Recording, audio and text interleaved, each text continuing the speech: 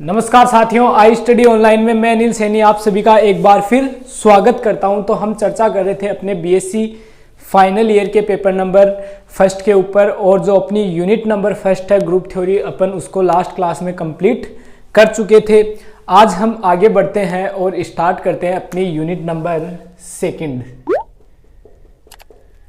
Unit number second की शुरुआत हम करेंगे, ठीक है। तो स्टार्ट करने से पहले मैं बता देना चाहता हूं आप सभी स्टूडेंट को कि अपनी जो यूनिट नंबर फर्स्ट है वो अपने आई स्टडी ऑनलाइन ऐप के ऊपर कंप्लीट हो चुकी है, ठीक है। उसके करीब करीब 25 या 26 लेक्चर्स अपने हुए हैं, तो वो 25-26 लेक्चर्स आपको कंप्लीट आई स्टडी ऑनलाइन के ऊपर मिल जाएंगे, ठीक है। और जिस स्टूडेंट ने अभी तक क्लास ज्वाइन नहीं की है ऐप पे, तो वो जल्द से जल्द ऐप पे क्लास ज्वाइन करे। वहाँ भी पूरा का पूरा जो मैटर है अलजेब्रा का, चाहे वो केमिस्ट्री का हो, चाहे वो मैथ का हो, चाहे वो कॉम्प्लेक्स का हो, चाहे वो और सारे, कहने का मतलब कंप्लीट जो पीसीएम का सिलेबस है, ठीक है, यानी कि पूरे के पूरे 9 पेपर्स ये आपको कंप्लीटली प्रोवाइड करवाए जा रहे हैं, वो भी फ्री ऑफ कॉस्ट, ठीक है, जिसका आप आई स्टडी ऑनलाइन की तरफ से कोई चार्ज आपसे नहीं लिया जा रहा। तो पहले भी मैंने आपको बताया था, अगर आपने अभी ज्वाइन नहीं किया है तो आप वहां ज्वाइन करें और कंटिन्यू रूप से क्लासेज अटेंड करें, क्योंकि वहां सारी क्लासें होती है रोज, ठीक है। वहां मॉर्निंग में आपको सभी क्लासें मिलती है। फिजिक्स की एक मिलेगी, केमिस्ट्री की एक मिलेगी और मैथ की भी एक क्लास आपको मिलेगी पर डे की, जिसमें आपको कुछ नहीं करना है, सिर्फ एक छोटा सा प्लेटफॉर्म हैंडलिंग चार्ज है 99 रुपये का, वो पे करना है। वो पे करते ही आप अपने आप उस बैच में ज्वाइन हो जाओगे, ठीक है। जो कोर्स है आपका उसमें आप एंटर हो जाओगे। सारे वीडियोस आप वहाँ देख सकते हो, ठीक है। पहले के सारे वीडियोस आपको सेव मिलेंगे, ठीक है। तो जिसने नहीं लिया है अभी तक वो जाके बैच को ज्वाइन करें, और आगे भी जैसे क्लासें होने वाली है वो आप जब चाहे तब देखो, ठीक है, क्योंकि वो पूरी की पूरी वहाँ सेव रहती है। आप उनको डाउनलोड करो और जब चाहे तब आप उनको देख सकते हो। एग्जाम खत्म होने तक आप सभी क्लासेस चाहे जितनी बार देख सकते हो। क्लियर है सभी स्टूडेंट को? तो कंप्लीटली मैटर आपको free of cost I study online के द्वारा प्रोवाइड करवाया जा रहा है। अपनी जो यूनिट नंबर फर्स्ट है वो अपने आई स्टडी ऑनलाइन ऐप के ऊपर कंप्लीट हो चुकी है, तो आप वहाँ से अटेंड करें। वहाँ पे न्यूक्लियर फिजिक्स भी कंप्लीट करवा दी गई है। न्यूक्लियर फिजिक्स भी पूरी आपको वहाँ मिल जाएगी, और क्वांटम फिजिक्स वहाँ चल रही है। क्वांटम फिजिक्स की लगभग 1 यूनिट वहाँ होने वाली है, ठीक है। तो आप उसको ज्वाइन करें। पहले की जितनी भी क्लासें हैं वो सारी आपको सेव मिलेगी, ठीक है। वो पहले की सारी क्लासें आपको वहीं पे मिल जाएगी। उनको डाउनलोड करके देख लो या ऑनलाइन देख लो, जैसे आपकी चाहे मर्जी वैसे देख लो। क्लियर सभी स्टूडेंट को? तो आपको ऐप का लिंक जो है वो इस वीडियो के डिस्क्रिप्शन में मिल जाएगा, वहाँ से जाके आप उसको डाउनलोड कर सकते हो, ठीक है। ऐप का लिंक आपको वहाँ मिलेगा। तो बढ़ते हैं आगे और चर्चा करते हैं अपनी यूनिट नंबर सेकंड, जिसका नाम है ग्रुप होमोमॉर्फिज्म। ग्रुप होमोमॉर्फिज्म यानी कि ग्रुप समाकारिता। ग्रुप समाकारिता की हम चर्चा करते हैं, इसकी शुरुआत हम करते हैं। तो कुछ स्टार्टिंग में कुछ डेफिनेशंस वगैरह हैं जो इम्पोर्टेंट है, ठीक है। इसमें एक मोस्ट इम्पोर्टेंट डेफिनेशन होती है कर्नेल की, यानी कि अष्टी, ठीक है। समाकारिता की जो अष्टी होती है उस पर भी हम चर्चा करेंगे, काफ़ी विस्तार से करेंगे, एग्जाम्पल्स भी उसके ऊपर देखेंगे, ठीक है, क्योंकि मोस्ट इंपॉर्टेंट डेफिनेशन वो मानी जाती है। तो शुरुआत में इसके भी कुछ ना कुछ डेफिनेशंस रहती हैं, हम उस पर भी चर्चा कर लेते हैं। सबसे पहले बात करते हैं हम इस समाकारिता की, यानी कि होमोमॉर्फिज्म क्या होता है। होमोमॉर्फिज्म की बात करते हैं हम सबसे पहले, समाकारिता। तो क्या होता है समाकारिता? स्टूडेंट देखना, ध्यान से सुनना। अगर जी स्टार मेरे पास कोई ग्रुप है, ठीक है, एक जी स्टार मेरे पास कोई ग्रुप है, और एक ग्रुप है मेरे पास जी डैश डॉट। एक क्या है मेरे? जी डैश डॉट। ये दो मेरे पास ग्रुप है, एक तो ये जी स्टार है, एक जी डैश डॉट है। ये क्या है? ग्रुप है। ये भी क्या है? ग्रुप है। तब कोई प्रतिचित्रण f जी से जी डैश पर परिभाषित होगा, ठीक है। तब कोई प्रतिचित्रण यानी कि ये इमेज, तब इमेज होगी जी की, वो किससे किस पर होगी? जी से जी डैश पर डिफाइन होगी। क्लियर सभी स्टूडेंट को? तब आपका जो ग्रुप होगा वो होमोमॉर्फिज्म कहलाएगा। वो क्या कहलाएगा? होमोमॉर्फिज्म कहलाएगा। किस कंडीशन में कहलाएगा? अगर एफ ए स्टार बी बराबर आपको F A dot F B मिले और for all A B belongs to G. बात समझ में आई सभी स्टूडेंट को? क्या कहना चाह रहा हूं? कहने का मतलब है इसके कोई भी दो एलिमेंट आप उठा लो, ठीक है, इसके कोई भी दो, मर्जी जो चाहे एलिमेंट आप उठा लो, जो आपकी मर्जी हो वो दो एलिमेंट इसके उठा लो। मैंने उठाए ए और बी, ठीक है, जो संक्रिया साथ में दी हुई है वो दोनों लगा दो, ठीक है, और इसकी इमेज ले लो, ठीक है। तब आपको जो रिजल्ट मिलेगा ना साहब वो एफ ए, फिर यहां जो संक्रिया है ना dot F B for all F F B belongs to G डेस। क्लियर सभी स्टूडेंट को? कहने का मतलब यहां जो संक्रिया है वो तो यहां आएगी, यहां जो संक्रिया है वो इनके बीच में आएगी यहां। क्लियर सभी स्टूडेंट को? ये वाले एलिमेंट जी के होंगे, फिर ये जो इमेज मिलेगी ये किसकी होगी? जी डेस की होगी। ये चीज हम जानते हैं। यही कंडीशन क्या कहलाती है? आपकी ग्रुप समाकारिता कहलाती है, ग्रुप होमोमॉर्फिज्म कहलाती है। क्लियर सभी स्टूडेंट को? कहने का मतलब इस पे एग्जाम्पल भी हम करेंगे, ठीक है, पूरा कंप्लीटली इसको करेंगे विद एग्जाम्पल्स के साथ, तो आप ये बेफिक्र रहे, ठीक है। एक एग्जाम्पल में इसका ले लेता हूँ, ठीक है, अपना बुक का एक एग्जाम्पल अच्छा सा लेते हैं। बुक में तो एग्जाम्पल नहीं है, फिर भी देखते हैं। मान लो आपको दिया हुआ है एक तो C0, ठीक है, C0 डॉट, ठीक है, ये आपको दिया हुआ है कॉम्प्लेक्स नंबर्स का सेट, ठीक है। ये क्या है? आपके पास एक ग्रुप है, यहाँ C0 क्या है? अशून्य समिश्र संख्याओं का समुच्चय है। C0 क्या है? अशून्य समिश्र संख्याओं का सेट है, ठीक है। इसमें क्या है? कॉम्प्लेक्स नंबर है जिसमें जीरो नहीं है, ठीक है, इसमें जीरो नहीं है। और एक आपको दिया हुआ है रियल नंबर्स का सेट R डॉट। क्लियर सभी स्टूडेंट को? एक क्या दिया हुआ आपको? रियल नंबर का सेट R डॉट दिया हुआ है। ये भी कैसा है? अशून्य संख्याओं का है, ठीक है। तब fx बराबर आपको दिया हुआ है मोड ऑफ x, ठीक है, तब आपको दिया हुआ है fx बराबर मोड ऑफ x। क्लियर सभी स्टूडेंट को? ये कंडीशन आपको दी हुई है और एक प्रतिचित्रण C0 डॉट से डिफाइन हो रहा है R0 डॉट पर। क्लियर सभी स्टूडेंट को? और इमेज दी हुई है आपको fx बराबर मोड x। तो ये कह रहा है कि साहब बताओ ये ग्रुप समाकारिता का पालन करेगा या नहीं करेगा। तो इस चीज पे देखना, मैं ले लेता हूं let x1 x2 belongs to किसमें? G में या C में? C0 में, ठीक है। ये दो अशून्य वास्तविक संख्याएं मैंने ले ली। क्लियर सभी स्टूडेंट को? ये चीज समझ में आई होगी। अब आपको यहाँ प्रॉपर्टी किसकी लगानी है? प्रॉपर्टी लगानी है आपको वही वाली कि दोनों की इमेज हमें लेनी है, दोनों की इमेज हमें लेनी है। तो यहाँ से हमें क्या दिख रहा है? हमें किस प्रकार लेना है कि fx बराबर मोड x लेना है, यानी कि मैं f(x1) डॉट x2, ठीक है, मतलब यहाँ जो था ना वो मोड में आएगा, ठीक है। मैंने क्या कहा? जो भी एलिमेंट लगाओ उन दोनों के बीच में जो संक्रिया आपको साथ में दी हुई है वो संक्रिया लगा दो। तो संक्रिया लगा दी।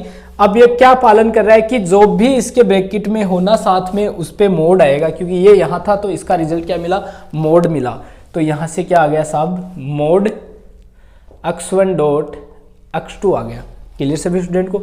यहाँ से देखना, इसको मैं मोड x1 डॉट x2 भी लिख सकता हूँ, एक ही बात है।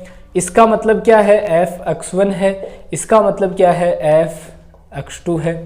क्लियर सभी स्टूडेंट को? ये चीज़ समझ में आई होगी। तो मैं ये लेकर चला, ये मुझे मिल गया, अतः मैं क्या कहूँगा? ये क्या है? एक ग्रुप समाकारिता है। क्लियर सभी स्टूडेंट को? तो ये इसका एक एग्जाम्पल भी हमने लिया है। तो ग्रुप होमोमॉर्फिज्म सभी स्टूडेंट को समझ में आया होगा। बस इतना ध्यान में रखो कि जो संक्रिया दोनों के बीच में लगी हुई है और जिस पे ऊपर डिफाइन हो रहा है वो इन दोनों के बीच में आनी चाहिए। ये फॉर्मूला है इसका, ये डायरेक्ट याद रखना। फॉर्मूला क्या है? ये इसकी डेफिनेशन है, ठीक है। ये डेफिनेशन आपको ध्यान में रखनी है। तो ये थी अपनी ग्रुप समाकारिता।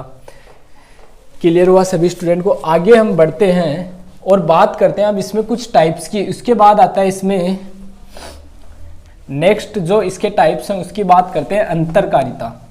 ठीक है, अगला टॉपिक आता है इसमें अंतरकारिता का, यानी कि जिसको इंग्लिश में बोलते हैं हम एंडोमॉर्फिज्म। छोटी छोटी डेफिनेशन से ये डायरेक्ट ध्यान में रखना। अंतरकारिता, इनका ज़्यादा इतना रोल नहीं रहता, रोल होमोमॉर्फिज्म का रहता है, जो बता दिया अंतरकारिता यानी कि एंडोमॉर्फिज्म। एंडोमॉर्फिज्म ध्यान रखना, अगर कोई प्रतिचित्रण आपका जी स्टार से इस जी स्टार पर ही परिभाषित है, ठीक है, अगर जी स्टार से जी स्टार पर ही परिभाषित है यानी कि स्वयं से स्वयं पर ही परिभाषित है, तो वो समाकारिता कैसी कहलाती है? वो समाकारिता आपकी अंतर समाकारिता कहलाती है। क्लियर? मतलब एक ऐसी समाकारिता जो आपकी जो ग्रुप है उस स्वयं से स्वयं के ऊपर ही क्या हो? परिभाषित हो। ठीक है, यानी कि जी स्टार से जी स्टार पर ही परिभाषित हो, तो ये समाकारिता क्या कहलाती है? अंतरकारिता कहलाती है, एंडोमॉर्फिज्म कहलाती है। क्लियर सभी स्टूडेंट को? तो आगे बढ़ते हैं। ये देखो, ये वाली छोटी छोटी सी डेफिनेशन है, डायरेक्ट सीधे सीधे समझ लेना। उसके बाद आता है मोनोमॉर्फिज्म, एकेकी समाकारिता। एकेकी समाकारिता यानी कि मोनोमॉर्फिज्म। मोनोमॉर्फिज्म, इसकी तो सीधी सी कहानी आपको दिख गई होगा कि अगर कोई समाकारिता एकेकी है, ठीक है, यानी कि कोई पर जो समाकारिता है उसका जो प्रतिचित्रण है वो कैसा है? एकेकी है, 1-1 है, तो वो समाकारिता कैसी कहलाती है? मेरी एकेकी कहलाती है। ठीक है, एकेकी समाकारिता कहलाती है। कहने का मतलब, अगर कोई समाकारिता जी स्टार से जी डैश डॉट पर परिभाषित है, ठीक है, ये कोई समाकारिता यहाँ से यहाँ पर परिभाषित है, ठीक है, और ये समाकारिता मेरी एकेकी समाकारिता है। ठीक है, ये कैसा है? एकेकी समाकारिता है, यानी कि ये प्रतिचित्रण कैसा होना चाहिए? एकेकी समाकारिता है, तो ध्यान रखना ये प्रतिचित्रण कैसा होगा? एकेकी होगा। क्लियर सभी स्टूडेंट को? ये प्रतिचित्रण कैसा होगा? एकेकी होगा। इमेज कैसी होगी? एकेकी होगी। क्लियर सभी स्टूडेंट को? आगे बढ़ते हैं, बस इतना ध्यान रखना, इससे इस पे परिभाषित समाकारिता कैसी हो? एकेकी हो। सिमिलरली इससे इस पर परिभाषित समाकारिता आच्छादक हो तो, ठीक है, इससे इस पर परिभाषित समाकारिता आच्छादक हो तो कैसी कहलाती है? आच्छादक समाकारिता कहलाती है। क्लियर सभी स्टूडेंट को? यानी कि एपीमॉर्फिज्म कहलाती है। क्लियर? ये चीज भी समझ में आई होगी। आगे बढ़ते हैं, हम बात करते हैं इसमें नंबर 4 की तुल्यकारिता। आगे बात करते हैं इसमें हम तुल्यकारिता। क्लियर सभी स्टूडेंट को? यानी कि इसको बोलते हैं एपीमॉर्फिज्म। एपीमॉर्फिज्म। तो तुल्यकारिता के लिए 3 कंडीशन ध्यान रखना। एकेकी होना चाहिए, मतलब एफ ए बराबर एफ बी ले रहे हो तो ए बराबर बी होना चाहिए। नंबर 2, आच्छादक होना चाहिए। नंबर 2 क्या है? आच्छादक होना चाहिए। क्लियर सभी स्टूडेंट को? नंबर 3 क्या आता है इसमें? समाकारिता होना चाहिए। ठीक है, समाकारिता होना चाहिए कि मतलब एफ ए स्टार बी लेकर चल रहे हो और जी स्टार से जी डैश डॉट पर परिभाषित है, तो F A dot F B होना चाहिए। ये 3 प्रॉपर्टीज का पालन होना चाहिए, तो ये मेरी क्या कहलाएगी? तुल्यकारिता कहलाएगी। ठीक है, ये क्या कहलाएगा? तुल्यकारिता कहलाएगा। क्लियर सभी स्टूडेंट को? ये चीज समझ में आई होगी। अब देखना, बस यही चीज थी इसमें, फिर 1-2 छोटी सी डेफिनेशन और है जो आपको स्वकारिता, ये चीजें देख लेना, बुक में ज्यादा कुछ नहीं है, बस ये नॉर्मल चीजें हैं, इनका आपको ध्यान में रखना है। इसके लिए ये तीनों कंडीशन आप ध्यान में रखना। मेन इसमें जो थी वो थी समाकारिता, कि समाकारिता क्या है उसको हमने विद एग्जाम्पल्स के साथ सीखा, समझा, बाकी इनमें ज्यादा कुछ आपको दिया हुआ नहीं था। अब हम आगे बढ़ते हैं और मोस्ट इंपोर्टेंट टॉपिक पे आते हैं। ठीक है, समाकारिता मोस्ट इंपोर्टेंट था, उसको किया। अब हम आगे बढ़ते हैं और इसमें बात करते हैं कर्नेल की। ठीक है, अब बात करते हैं इसमें कर्नेल यानी कि अष्टी। अष्टी की बात हम करेंगे, तो kernel of homomorphism. Kernel of homomorphism यानी कि समाकारिता की अष्टी। ठीक है, इस समाकारिता की अष्टी की बात हम अब करेंगे। तो ध्यान से सुनना, ध्यान से समझना, ये एग्जेक्ट में होती क्या है। ठीक है, कि अष्टी बोलते किसको हैं। ठीक है, देखो मान लो आपके पास कोई दो ग्रुप दिए हुए हैं, जी स्टार, ठीक है, और एक दिया हुआ है जी डेस स्टार। ये दो ग्रुप मुझे दिए हुए हैं। ठीक है, कौन कौन सा, एक तो जी स्टार और एक जी डेस स्टार। ठीक है, ये दोनों के दोनों मेरे पास क्या है, ग्रुप है, यानी कि समूह है। समूह मतलब ये स्टार क्या है, या द्वितीय आधारित संक्रिया है। क्लियर सभी स्टूडेंट को, ये चीज आपको दी हुई है। तब एक चीज ध्यान रखना, जो समाकारिता की अष्टी होगी, यानी कि जो कर्नेल होगा, जो मेरा कर्नेल होगा, यानी कि जो अष्टी होगी, वो इस जी के ही एलिमेंट्स का एक समुच्चय होगा। ठीक है, जो अष्टी होगी, कर्नेल जो होगा, वो इस जी के ही एलिमेंट्स का एक कलेक्शन होगा। क्लियर सभी स्टूडेंट को, वो कौन से एलिमेंट का कलेक्शन होगा, वो उन एलिमेंट्स का कलेक्शन होगा जब मैं इसके उस एलिमेंट की इमेज जब लूंगा, जब मैं उसकी इमेज लूंगा, तब अगर उसका मान मुझे इसके तत्समक के बराबर मिलता है। ठीक है, for all x belongs to g। ठीक है, एंड ई डेस जी डेस का तत्समक अवयव है।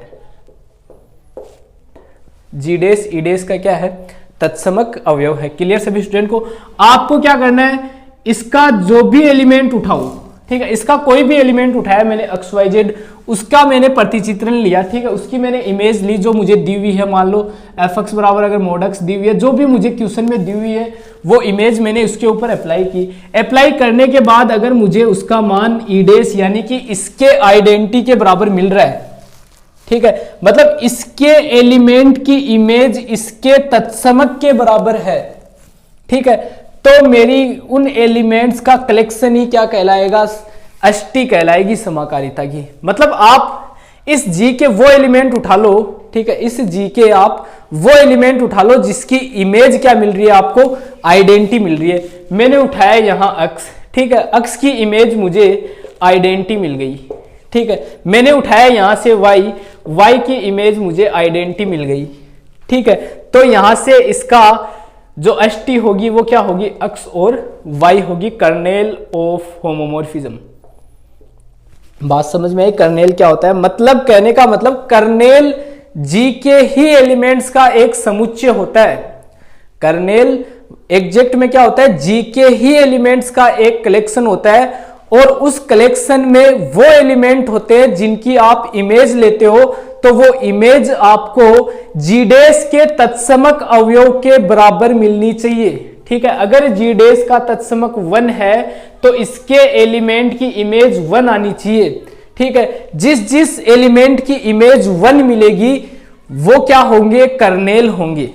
ठीक है, मतलब उनका जो कलेक्शन बनेगा, उन एलिमेंट्स का जो कलेक्शन होगा, जो एक सेट बनेगा, वो सेट ही मेरा क्या कहलाएगा, कर्नेल कहलाएगा। क्लियर सभी स्टूडेंट को, तो ये क्या था, मेरा कर्नेल था। कर्नेल में ज्यादा कुछ आपको ध्यान में रखने की जरूरत नहीं है, बस इतना ध्यान रखना, इसमें से एलिमेंट उठाओ, इसमें से एक एलिमेंट मैंने उठाया, उस एलिमेंट पे मैंने इमेज अप्लाई की जो भी मुझे दी हुई है। इमेज से अगर मुझे इस जी डेस का तत्समक मिल गया, मान लो इस जी डेस का तत्समक ई डेस था, मुझे वहां से वैल्यू रिजल्ट ई डेस मिल गया, ई डेस मिल गया तो वो एलिमेंट किस में चला जाएगा, अष्टी में चला जाएगा। क्लियर सभी स्टूडेंट को, ये चीज समझ में आ गई होगी। आगे हम बढ़ते हैं, इसका एग्जाम्पल लेते हैं। ठीक है, इसका हम क्या लेते हैं, एग्जाम्पल लेते हैं। देखो इसको एक छोटे से डायग्राम से भी देखना। ये मान लो आपको एक सेट जी दिया हुआ है, ठीक है, ये सेट जी दिया हुआ है, यहां ये वाला सेट आपको जी डेस दिया हुआ है, ये सेट आपको जी डेस दिया हुआ है, जी से जी डेस पर डिफाइन है, जी जी डेस पर डिफाइन है। क्लियर सभी स्टूडेंट को, ये चीज समझ में आई होगी। ठीक है, अब यहां है ना कुछ एलिमेंट्स में ले लेता हूं इस जी के। ठीक है, मैं इस सेट के अंदर भी एक सेट ले लिया मैंने। ठीक है, मैंने क्या किया, इस G के अंदर इन एलिमेंट्स का सेट ले लिया। ठीक है, ये वो एलिमेंट है जिनकी मैं जब ये इमेज लूंगा ना, वो इमेज मुझे इस G डैश के तत्समक के बराबर मिलेगी। ठीक है, सब एलिमेंट की इमेज क्या मिलेगी, मुझे ई डैश मिलेगी। ठीक है, यानी कि ई डैश क्या है, ई डैश G डैश का तत्समक है। ठीक है, यानी कि मैंने वो एलिमेंट इसमें ले लिए जिनकी इमेज क्या है, ई डैश है, यानी कि G डैश के तत्समक के बराबर है। तब मेरा ये जो समुच्चय होगा ना इन एलिमेंट्स का, यही क्या होगा, कर्नेल होगा। यही क्या होगा, कर्नेल होगा। क्लियर सभी स्टूडेंट को ये चीज समझ में आई होगी कि कर्नेल क्या होता है एग्जैक्ट में। ठीक है, तो कर्नेल का मतलब सभी स्टूडेंट को समझ में आ गया होगा। मतलब वो एलिमेंट G के जिनकी इमेज आपको G डैश के तत्समक के बराबर मिलती है, तो वही क्या कहलाता, आपका कर्नेल कहलाता है। क्लियर है सभी स्टूडेंट को। आगे मैं बढ़ता हूं, अब इसके कुछ एग्जाम्पल्स की चर्चा करता हूं मैं। ठीक है, इसका मैं एक दो एग्जाम्पल से आपको पूरा का पूरा जो कर्नेल है वो समझा देता हूं, ताकि आपको आगे कहीं कोई क्वेश्चन या थ्योरम्स में डाउट क्रिएट ना हो, वहां कोई आपको परेशानी या प्रॉब्लम ना हो। तो देखना, लेते हैं इसका एक एग्जाम्पल। ठीक है, मान लो आपको इंटीजर्स का सेट दिया हुआ है प्लस संक्रिया के लिए। ठीक है, ये क्या है, एक ग्रुप है। ठीक है, ये क्या है, एक ग्रुप है ये, तथा साथ ही G बराबर -1 1 माइनस आयोटा आयोटा। ठीक है, ये आपको ग्रुप दिया हुआ है डॉट संक्रिया के लिए। ठीक है, ये क्या दिया हुआ है, आपको डॉट संक्रिया के लिए ग्रुप दिया हुआ है। तब ये बोल रहे हैं एक इमेज F I से G के ऊपर इस प्रकार डिफाइन होगी कि आपको Fn बराबर मिलेगा आयोटा x। ठीक है, इस प्रकार से ये इमेज डिफाइन है। क्लियर सभी स्टूडेंट को, ये इमेज इस प्रकार से आपको डिफाइन दी हुई है। सबसे पहले मुझे क्या निकालना है, इसकी अष्टी निकालनी है। ठीक है, ठीक है, समाकारिता की अष्टी निकालनी है। तो समाकारिता की अष्टी निकालने के लिए सबसे पहले इसको समाकारिता दिखाना होगा। ठीक है, सबसे पहले इसको क्या दिखाना है, हमें समाकारिता दिखाना है। होमोमोर्फिज्म इसको सबसे पहले दिखाना होगा। तो देखना, फॉर समाकारिता के लिए मैंने क्या बताया था कि इसमें से दो एलिमेंट उठा लो। तो let X Y belongs to I. ठीक है, यहां ध्यान रखना for all n belongs to i है, मतलब इंटीजर्स है। तो देखना, मैंने i के दो एलिमेंट उठाया, फिर मैंने क्या कहा, इसके साथ में जो संक्रिया है वो दोनों के बीच में लगा दो और उसकी इमेज ले लो, यानी कि f x प्लस वाई बराबर। ठीक है, यहां से देखो, इस रिजल्ट से देखो, इमेज का मतलब क्या है, i की पावर x। i की पावर क्या है, x। ठीक है, यानी कि n की, ये i की पावर n है। ठीक है, i की पावर क्या है, n, मतलब यहाँ जो रिजल्ट है वो i की पावर में आएगा। मतलब यहाँ से क्या मिलेगा, i की पावर x प्लस वाई मिलेगा। यहाँ से क्या मिलेगा, i की पावर x इंटू आई की पावर y। तो यहाँ से देखो, इस इंटीजर्स के सेट में से कोई भी नंबर उठा के इस पे रखो। ठीक है, इस इंटीजर्स के सेट में से n का कोई भी मान यहाँ रख दो आप, आपको इससे बाहर रिजल्ट नहीं मिलेगा। ठीक है, आपको इसके बाहर रिजल्ट नहीं मिलेगा। यानी कि आपको यहां से, इसको तो मैं क्या लिख सकता हूं, F X dot F Y, ये सारी वैल्यूज आपको किस में मिलेगी, इस G में मिलेगी। ठीक है, किस में मिलेगी, G में मिलेगी। यानी कि ये कैसा है, समाकारिता है,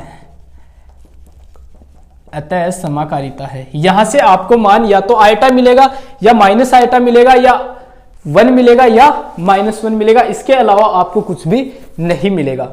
अब मैं आगे बढ़ता हूं, मैं इसकी अष्टी निकालता हूं, यानी कि कर्नेल की बात करता हूं। ठीक है, कर्नेल बराबर में क्या लिखूंगा, ठीक है, कि for all x belongs to i और fx का मान क्या होना चाहिए। ठीक है, मतलब आप इंटीजर्स उठाओ, उसकी इमेज लो।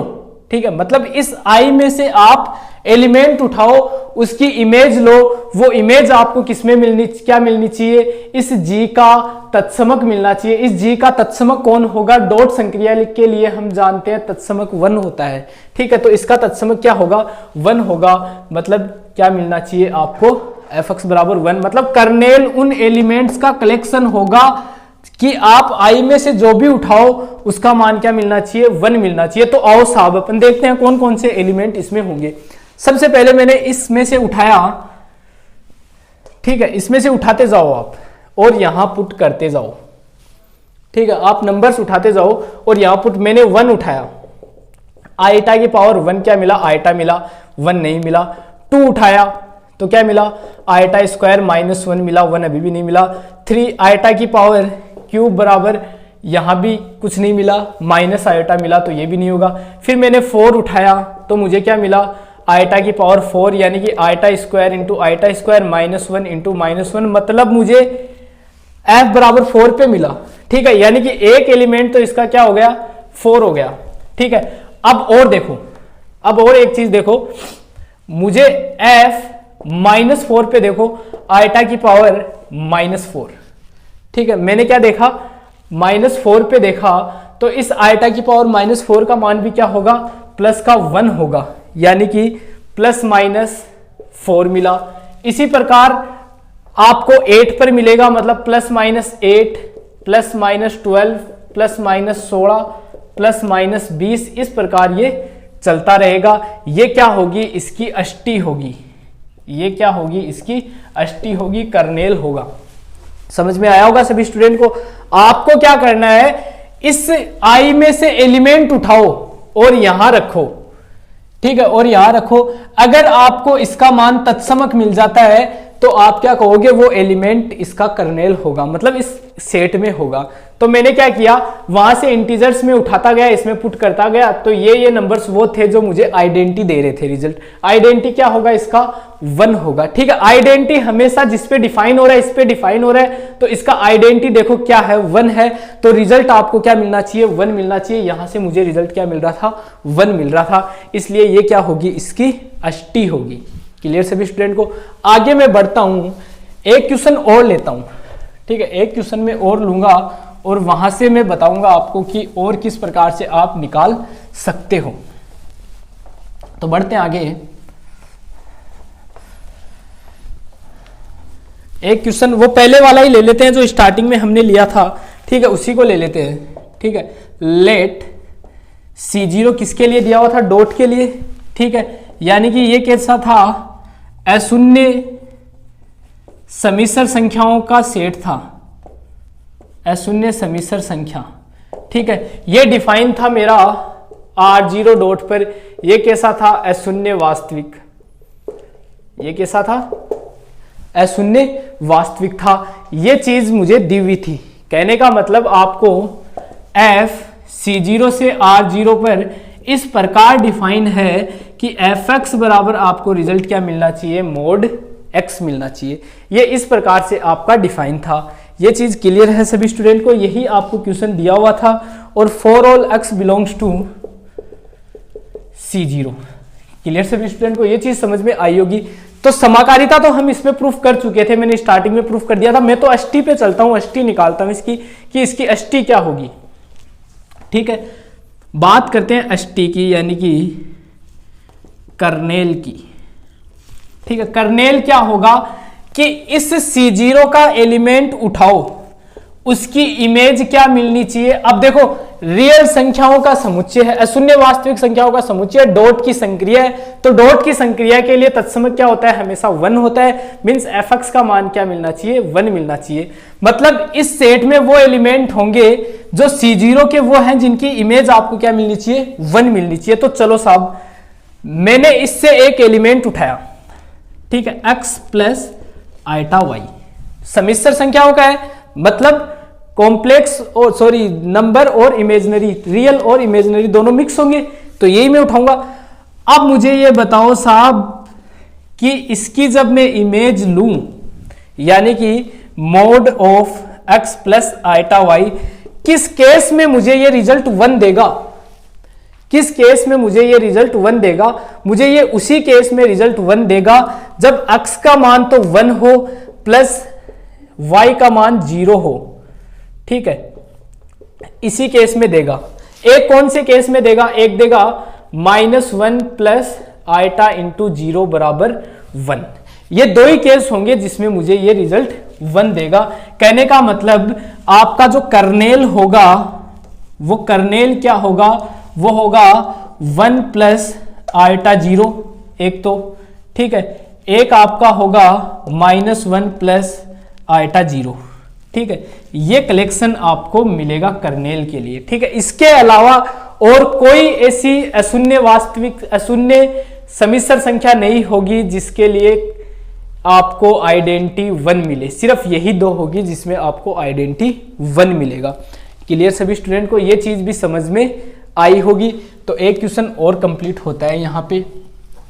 एक क्वेश्चन में और कर लेता हूँ, फाइनल क्वेश्चन है, ठीक है। तो मैं उम्मीद करता हूँ कि कर्नेल सभी स्टूडेंट को समझ में आया होगा।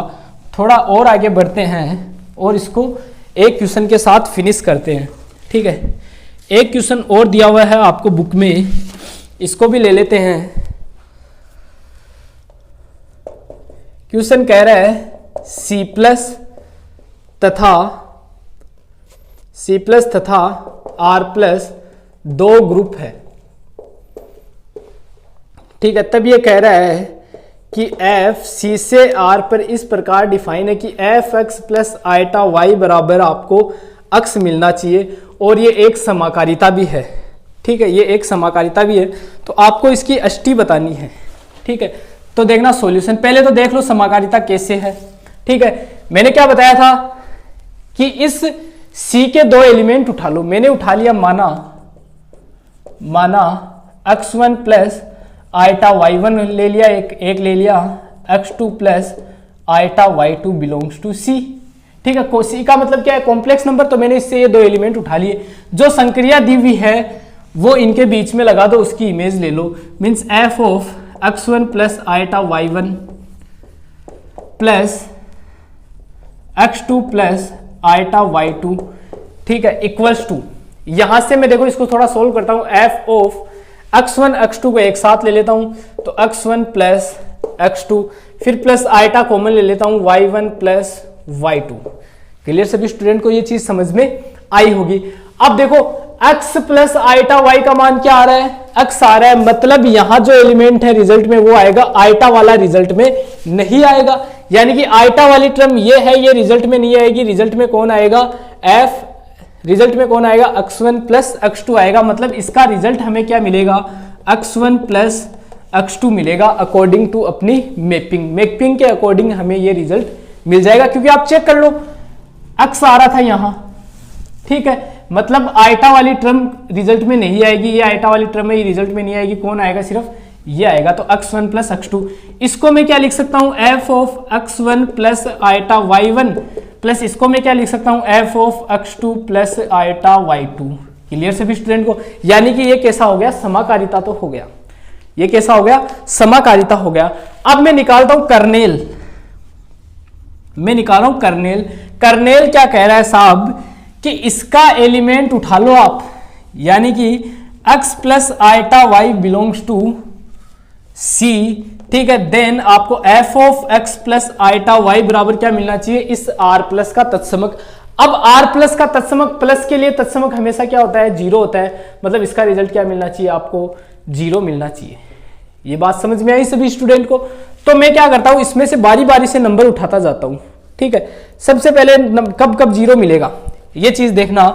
0 एक ही केस में मिलेगा आपको, ठीक है। कौन सी में, जब x का मान 0 होगा तभी आपको 0 मिला है, क्योंकि रिजल्ट क्या आ रहा है, f of x plus eta बराबर x आ रहा है। मतलब जब मैं यहां 0 पुट कर दूंगा तो यहां भी क्या आएगा, 0 आएगा। यहां मैं 1 पुट करूंगा तो यहां भी क्या आएगा, 1 आएगा, इस मैपिंग के अकॉर्डिंग।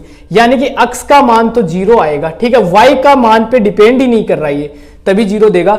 यानी कि x का मान क्या होना चाहिए, 0 होना चाहिए, ठीक है। अब x का मान 0 होगा तो जो इमेजिनरी नंबर है वो तो बहुत सारे हो जाएंगे, जैसे eta 1, 2 eta, 2 eta, 3 eta, 4 eta, minus eta, मतलब जितने भी है नंबर सारे आ जाएंगे आइटा के साथ। मतलब ये मेरा क्या मिलेगा, x बराबर तो 0 हो जाएगा, लेकिन ये तो बचेगा ही ना समुच्चय में। यानी कि इसका रिजल्ट मुझे मिलेगा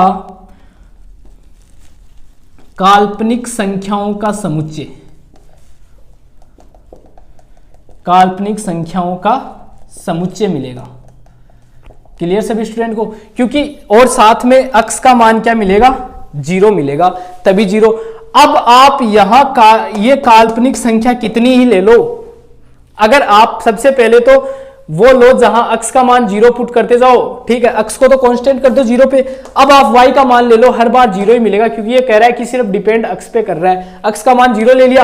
अब ये नंबर तो बहुत सारे होंगे, जैसे 0 प्लस 2 आइटा, रिजल्ट 0।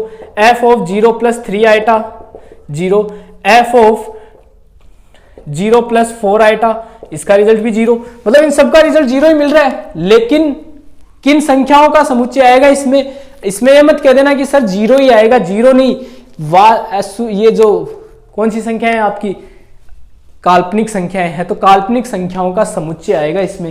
क्लियर सभी स्टूडेंट को? तो ये अपना जो अष्टी का पार्ट था, ये जो अपनी सेकंड यूनिट थी जो अपन ने स्टार्ट की, इसकी जो डेफिनेशन है उसको काफी बारीकी से अपन ने देखा।